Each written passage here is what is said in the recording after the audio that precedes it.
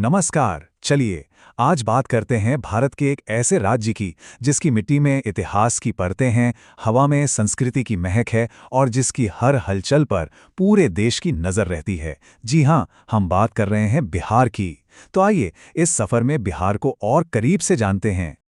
कहते हैं ना, किसी भी जगह को समझने की शुरुआत उसके नाम से होती है। तो सवाल यही उठता है कि ये जो नाम है बिहार, ये आया कहाँ से, इसका मतलब क्या है। देखिए, इसका जवाब छिपा है इतिहास में। बिहार नाम असल में संस्कृत के शब्द विहार से बना है और विहार का मतलब होता है मठ। ये नाम ही हमें उस दौर की याद दिलाता है जब ये जमीन ज्ञान और आध्यात्म का एक बहुत बड़ा केंद्र हुआ करती थी, जहां बौद्ध और जैन संतों के विहार हुआ करते थे। तो नाम की कहानी तो बड़े दिलचस्प है, पर चलिए अब जरा जमीन पर उतरते हैं। देखते हैं कि बिहार का भूगोल कैसा है, जो यहाँ के लोगों और उनके जीवन को एक शक्ल देता है। अब जरा इस नक्शे को देखिए। बिहार के उत्तर में नेपाल है, मतलब एक इंटरनेशनल बॉर्डर।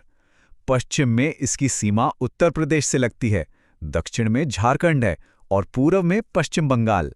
एक तरह से देखा जाए तो ये पूर्वी भारत का गेटवे है। पर ये तो हुई पड़ोसियों की बात।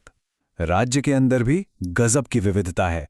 अगर हम सिर्फ एरिया के हिसाब से देखें तो पश्चिमी चंपारण बिहार का सबसे बड़ा जिला है और वहीं शिवहर सबसे छोटा। इससे पता चलता है कि यहाँ कितनी भिन्नता है। और ये फर्क सिर्फ जिलों के साइज का नहीं है, मौसम का मिजाज भी यहाँ अलग अलग है।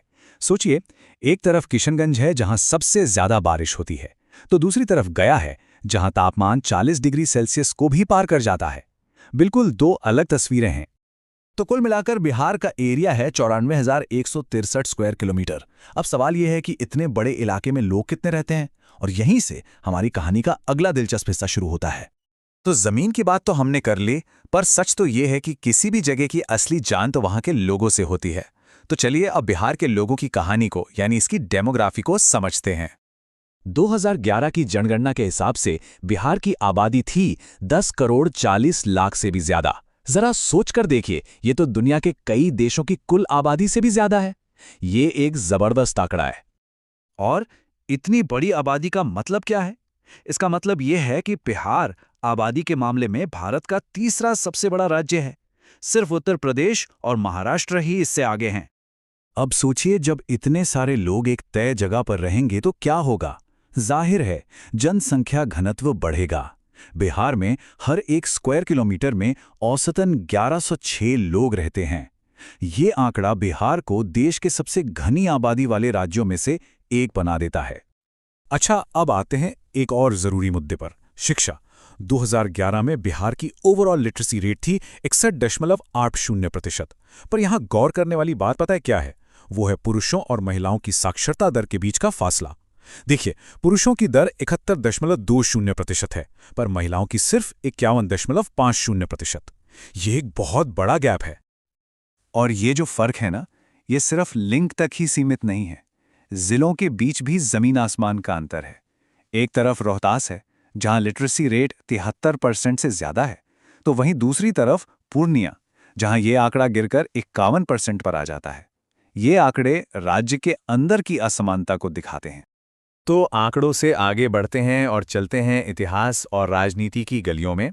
देखते हैं कि आज का जो बिहार है वो आखिर बना कैसे, इसकी पहचान कैसे बनी।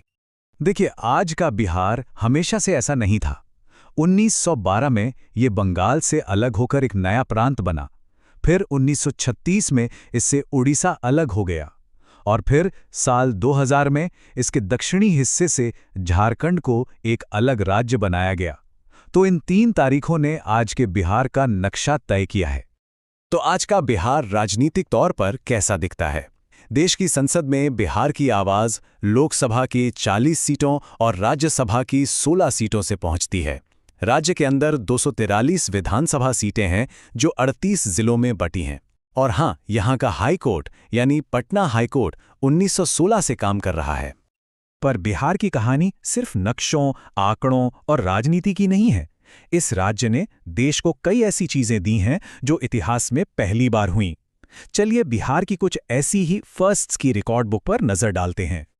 और इस लिस्ट में सबसे ऊपर नाम आता है देश के पहले राष्ट्रपति डॉक्टर राजेंद्र प्रसाद का। जी हाँ, वो बिहार की ही देन थे। ये अपने आप में एक बहुत बड़ी और गर्व की बात है। यही नहीं, बिहार को अपनी पहली महिला मुख्यमंत्री भी मिली, श्रीमती राबड़ी देवी के रूप में।